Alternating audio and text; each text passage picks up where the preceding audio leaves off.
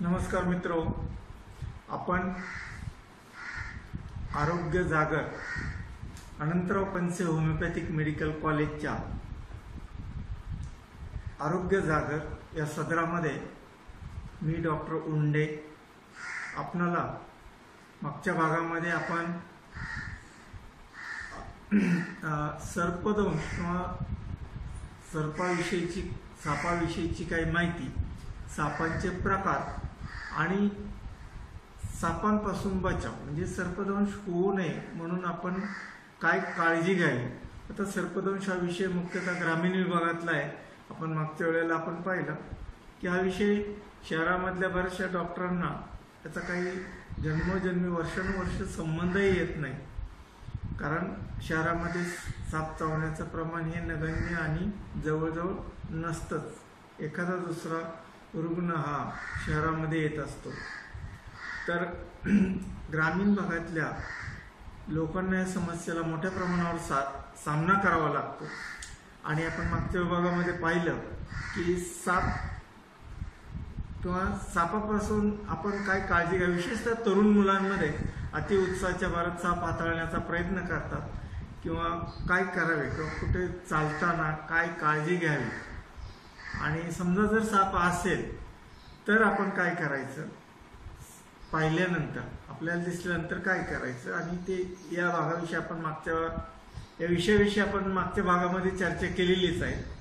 आता आपण साधारणतः विषारी आणि बिनविषारी सापाच्या जातींमध्ये आपण अनेक प्रकार पाहिले. तर मी पुन्हा एकदा थोडंसं रिवाईज किंवा अवलोकन करूया. आपल्या भारतामध्ये 4 मुख्य प्रकारचे साप आढळतात. त्याच्यामध्ये नाग, पटेरी मण्यार, घोणस, व्हायपर आणि फुरसे, 4 प्रकारचे साप आपल्या भारतात मुख्यतः आढळतात. हे सोडून काही ठाणे जिल्ह्यामध्ये किंवा समुद्राच्या जवळ आसपास काही टोळ नावाचा एक विषारी साप आहे. हा कानाच्या पाळेला चावतो, तोंडाला चावतो. तर असे दुर्मिळ विषारी साप असतात, पण बहुतांश जाती बऱ्याचशा काही बिनविषारी आहेत. तर समुद्र सपाटीपासून समुद्रीय साप सुद्धा आढळतात, परंतु भारतात समुद्र सापापासून चावल्याने एखादा दगावलाय अशी कुठलीही एखादी केस समुद्र सापापासूनची आपल्या याच्यामध्ये नोंद झालेली नाही. तर साप चावू नये किंवा त्याविषयी घ्यावायची काळजी आपण मागील भागामध्ये पाहिलं.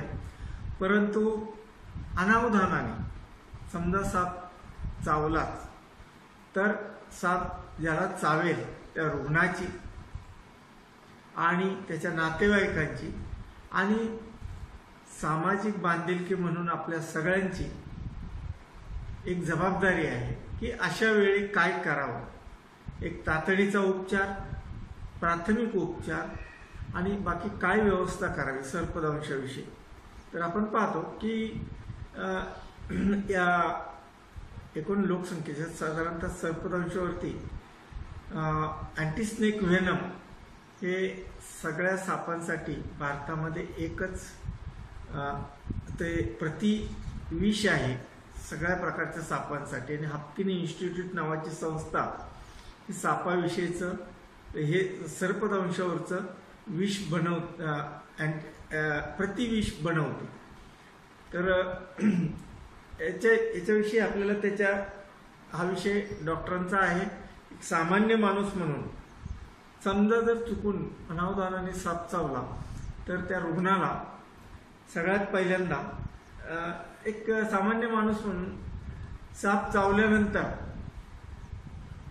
तो विषारी आहे की बिनविषारी आहे हे साधारणतः सामान्य माणसाला कळत नाही. मागच्या याच्यामध्ये आपण उहापोह केला, प्रयत्न करावा की अशा प्रकारचा साप चावल्यानंतर तो पकडण्याचा प्रयत्न करावा, म्हणजे त्या ठिकाणी उपचार करणाऱ्या डॉक्टरांना माहीत होईल की पटकन की हा साप विषारी आहे की बिनविषारी आहे. परंतु जर तो साप विषारी असेल तर परत पकडण्याच्या याच्यामध्ये दुसऱ्यालाही चावण्याचा धोका असतो. तर सहजासहजी असा प्रयत्न करू नये. तर एक तांत्रिक बाब म्हणून तुम्हाला सांगतो की साप साधारणतः नागाच्या याच्यामध्ये तो साधारणतः 250 ते 300 मिलीग्रॅम एका दंशामध्ये जोरात जर चावला ना तर 250 ते 300 मिलीग्रॅम एवढं विष तो सोडतो. आता त्याच्यातलं सगळंच्या सगळं विष चावा घेतलेल्या ठिकाणी सगळ्यांच्या शरीरात जात नाही. तर किती विषाने दगा किंवा मृत्यू होऊ शकतो. नागाचं 15 ते 20 मिलीग्रॅम 15 मिलीग्रॅम एवढं विष पुरेसं आहे. गोनसचा 40 मिलीग्रॅम, मण्यारचं साधारणतः 6 मिलीग्रॅम आणि फुरसे साधारणतः 9 मिलीग्रॅम एवढं विष पुरेसं आहे. साधारणतः फेटल पिरियड म्हणजे चावल्यानंतर सगळ्यात महत्वाचा कालावधी चालू होतो. चावल्यानंतर त्याला त्या ठिकाणी काय करायचं. सदर रुग्णाला आपल्याला वाटलं की साप चावलाय आणि तो विषारी आहे, तर जितक्या कमी वेळात होईल तेवढ्या कमी वेळात आपण त्याला ज्या ठिकाणी सापाचा उपचार होतोय अशाच ठिकाणी न्यावं. कारण बऱ्याचदा असं होतं की सामान्य जनाला किंवा घेऊन जाणाऱ्याला माहीतच नसते की या डॉक्टरांकडे सापाचा उपचार होतो का नाही. साधारणतः सगळ्या सरकारी दवाखान्यामध्ये याचे अँटी स्नेक व्हेनम हे त्यांना ठेवावंच लागतं. तर काही डॉक्टर जे सगळे नाहीत 99% नाही 1 ते 2% डॉक्टर सर्पदंशावरती इलाज करतात. हे आपल्या माहितीसाठी सांगतो. तर त्यांची नावं किंवा आसपासच्या भागातली आपल्याला माहीत असावीत. तर याच्यामध्ये फेटल पिरियड चावल्यानंतर किती काळात जर उपचार झाला नाही तर मृत्यू होऊ शकतो. तर साधारणतः नाक चावल्यानंतर जर उपचार झाला नाही, प्राथमिक उपचार किंवा पुढील उपचार झाला नाही, तर काही मिनिटं ते काही तास, काही मिनिटे ते काही तास एवढे पुरेसे असतात. व्हायपर चावल्यानंतर काही दिवस, आता आपण पाहिलेलंच आहे, काही न्यूरोटॉक्सिक म्हणजे मज्जासंस्थेला, काही स्नायूंवरती एक पॅरालाइज करतात. असे निरनिराळ्या प्रकारचे काही सूज आणतात. काही विषय, सापाचे विषय हे अनेक प्रकारचे असतात. तर त्याच्यामध्ये आपल्या भारतामध्ये साधारणतः इन ॲव्हरेज म्हणजे संपूर्ण डाटा जर काढला तर साधारणतः एक 20 ते 25 हजार लोक सर्पदंशाने दरवर्षी दगावतात. तर इतकं मोठं प्रमाण आहे सर्प. पण आता थोडंसं शहरीकरण होत असल्यामुळे सापांविषयी घ्यावायची काळजी आणि विभागवाह्य किंवा विभागवार आता काही ठिकाणी ठराविक गावांमध्ये नागांचं प्रमाणही जास्त असतं आणि तिथं सर्पदंशाचं प्रमाणही जास्त असतं. आता काय असेल त्याला भौगोलिक परिस्थिती, अशा ठिकाणी काळजी घेण्याची किंवा अशा लोकांना साक्षर करण्याची जास्त जरुरी आहे. आणि विशेषतः रिमोट एरियामध्ये ज्या ठिकाणी थोडासा दूर आहे, जंगल भाग आहे, अशा भागामध्ये त्या लोकांना, त्या विद्यार्थ्यांना आणि समाजातील प्रत्येक घटकाला अशा वेळी काय करावं. तर आपण पाहिलं की 15 ते 25 हजार लोक दरवर्षी संपूर्ण भारतात सर्पदंशाने दगावतात. तर ज्या ठिकाणी आपल्याला साप चावण्याची शक्यता आहे, मुळात ज्या ठिकाणी साप चावण्याची किंवा साप असण्याची शक्यता आहे अशा ठिकाणी किंवा पालापाचोळा असेल अशा ठिकाणी टाळावीत. नंतर नको असलेल्या ठिकाणी हात घालणे, आपल्याला माहीतच नाही, बेळ असते अशा ठिकाणी उत्साही लोकांमध्ये याचं प्रमाण जास्त असतं आणि विषारी साप असला की त्याला हाताळणं, त्याच्याशी खेळणं. आणि काही जे तथाकथित सर्पमित्र असतात त्यांनाही फारशी सर्पदंशाविषयी फारशी माहिती नसते आणि नागासारखा जर साप चावल्यानंतर फार वेळ लागत नाही. तर सर्पदंशानंतर सगळ्यात पहिल्यांदा त्या ठिकाणी म्हणजे तुमच्याकडे काही साधन उपलब्ध होण्याच्या अगोदर प्राथमिक म्हणून काय करावं? तर सगळ्यात पहिल्यांदा प्रथमोपचार, सगळ्यात पहिल्यांदा अँझायटी किंवा काळजी. तर साप हे विषारी आणि बिनविषारी असतात आपण पाहिलं, परंतु जगातले बरेचसे साप हे बिनविषारी आहेत. परंतु साप चावलाय या एकाच धक्क्याने माणसे दगावल्याची उदाहरणं अनेक आहेत.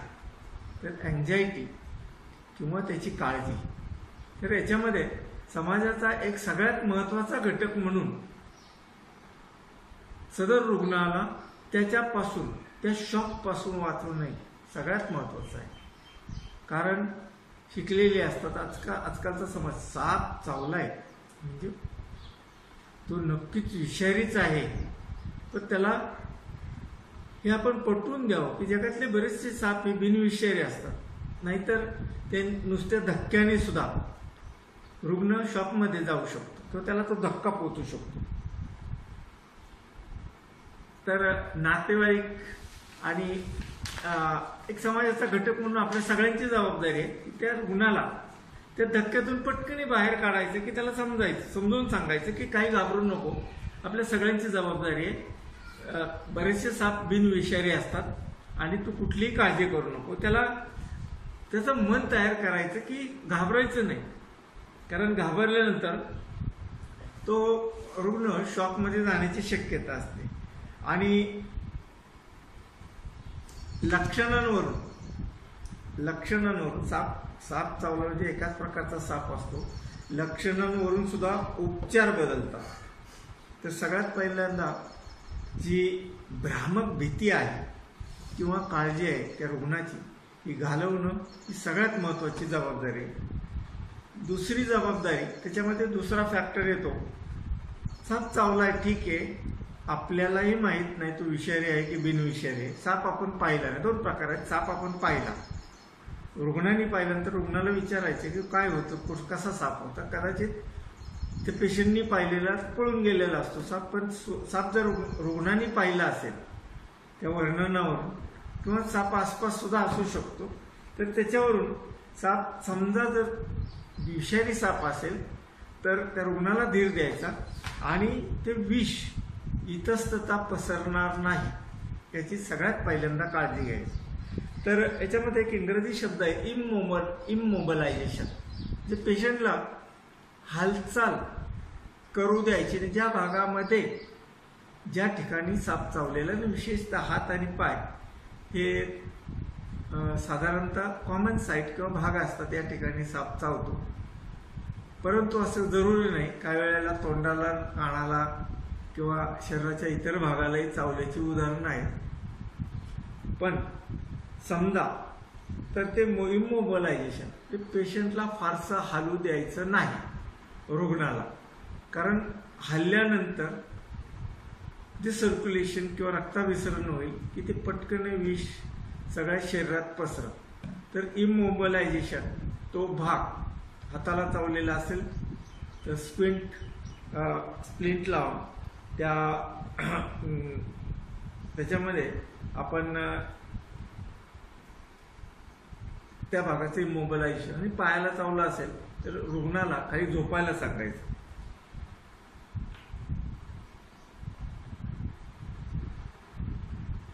आणि आपण एक वास्तव जाणून घ्यायचे, साप पूर्ण चावला तरी साप पूर्ण विष कधीच टाकत नाही आणि पूर्ण विष शरीरात जाऊ शकत नाही. तर त्याच्यामध्ये सगळ्यात पहिल्यांदा आपला पूर्ण समज झाला, आपल्याला पूर्ण खात्री पटली की हा साप विषारी होता, तर जेवढ्या लवकर शक्य होईल तेवढ्या लवकर रुग्णाला ज्या ठिकाणी सापाचे, सर्पदंशावरचे उपचार होतात अशा ठिकाणी हलवणं सगळ्यात महत्त्वाचं असतं. तर याच्यामध्ये काही वेळेला आपल्याला माहीत नसतं, नुसतं हॉस्पिटलला जातात आणि काही ठिकाणी, बऱ्याचशा हॉस्पिटलमध्ये सर्पदंशाचे उपचार केले जात नाहीत. 95% जास्त इस्पितळामध्ये, किंवा त्यांच्याकडे ते अँटी स्नेक वेनम नसतं.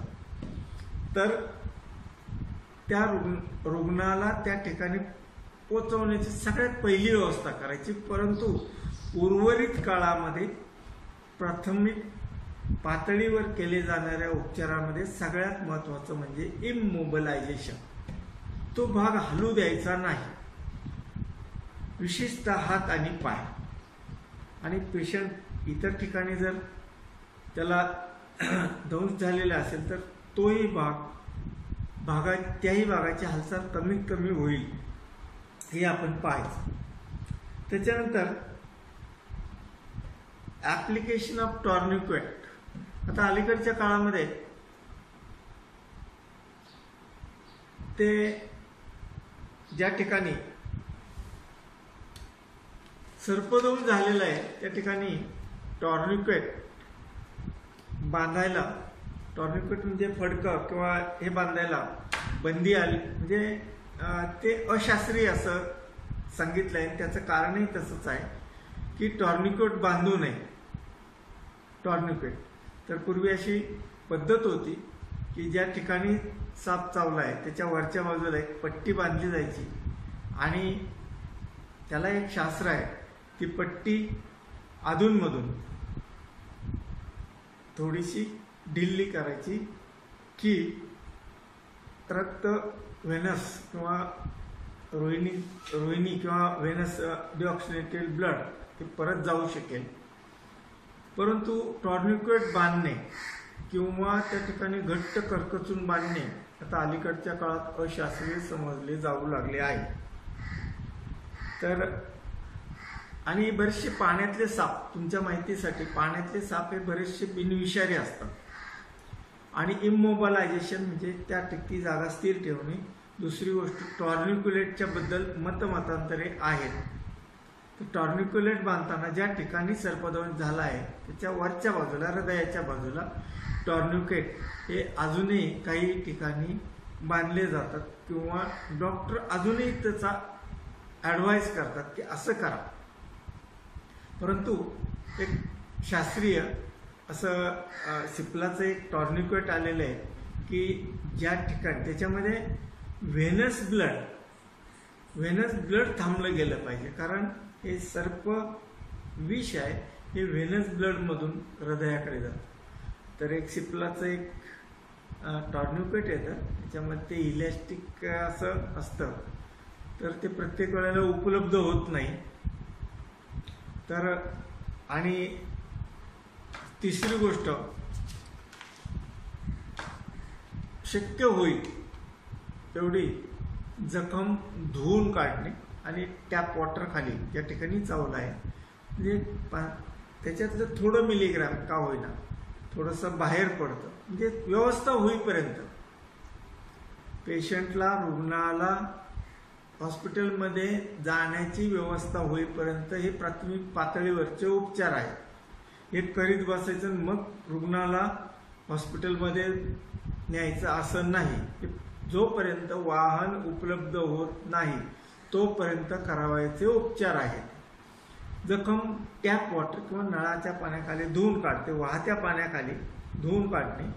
आणि त्याच्यानंतर दिरंगाई होत असेल तर ज्या ठिकाणी ओरांना दंश झालेला आहे त्या ठिकाणी थोडेसे छेद घेऊन, आता छेद घेताना आपल्याला थोडीफार शास्त्रीय माहिती आली.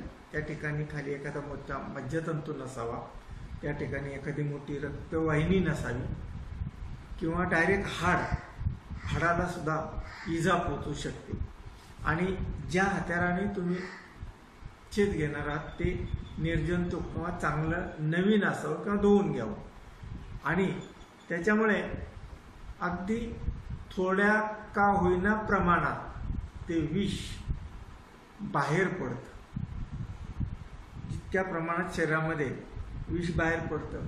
आता त्याच्यामध्ये काही गमतीचे भाग आपण चित्रपटामध्ये पाहिलेला असेल की जंगलामध्ये साप चावलेला आहे आणि तो जो मुख्य आहे पात्र त्याच्यातलं किंवा त्या नटीला साप चावलेला असतो नाही तो नट किंवा तो ॲक्टर त्या ठिकाणी तोंडाने ते विष शोषून घेतो आणि थुंकतो आणि ती बरे होते आणि तो मूर्छित पडतो असं दाखवलं जातं. तर शोषणे किंवा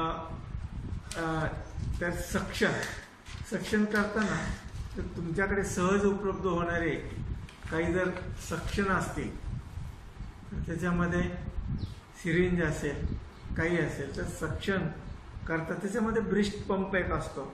ब्रेस्ट पंप त्यांनी सक्शन एक करता येतं. सहज उपलब्ध झाला तर ब्रेस्ट पंप सक्शनला वापराव्यासारखं ज्या ठिकाणी वाहनाला यायला वेळ आहे अशाच ठिकाणी ब्रेस्ट पंपचाही वापर करतात. ते प्राथमिक पातळीवरचे हे थोडेफार, परंतु त्यातलं टॉर्निकेट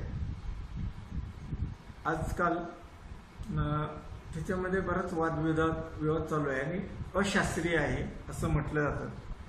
तर हे इथपर्यंत प्राथमिक पातळीवरचे उपचार. आणि या अगोदर एक सामाजिक जबाबदारी म्हणून आपण रुग्णाला पटकनी वाहनाची त्याला लवकरात लवकर रुग्णालयात अशा ठिकाणी की ज्या ठिकाणी सापाचे सर्पदंशावरचे उपचार होतात अशा ठिकाणी पोहोचवण्याची व्यवस्था एक सामाजिक घटक म्हणून करणे हे आपण किंवा आपली एक नागरिक म्हणून आपली जबाबदारी आहे.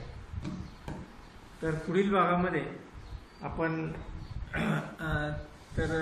पुढील भागामध्ये त्याच्याविषयी अधिक म्हणजे इस्पितळामध्ये रुग्ण गेल्यानंतर काय काळजी घ्यायची आणि तिथपर्यंत जायचं आणि तिथपर्यंत जायचं आणि तिथून पुढची जबाबदारी ही डॉक्टरांची असते आणि बरीचशी जबाबदारी ही रुग्णाची आणि नातेवाईकाची असते. तर याच्यामध्ये समरायझेशन सगळ्यात महत्त्वाचं म्हणजे अँझायटी, घाबरून जाऊ नये हे सगळ्यात पहिल्यांदा. आणि दुसरी गोष्ट म्हणजे ते टॉर्निक्युलरबद्दल आणि कुणी आतताईपणे ते चित्रपटात दाखवतोय तसं तोंडाने शोषण्याचा प्रयत्न करू नये. शक्यतो सक्शन ज्याने होईल असं सिरिंज किंवा पंप असं पाहावं आणि ते विष बाहेर येईल असं आपण प्रयत्न करावा. धन्यवाद.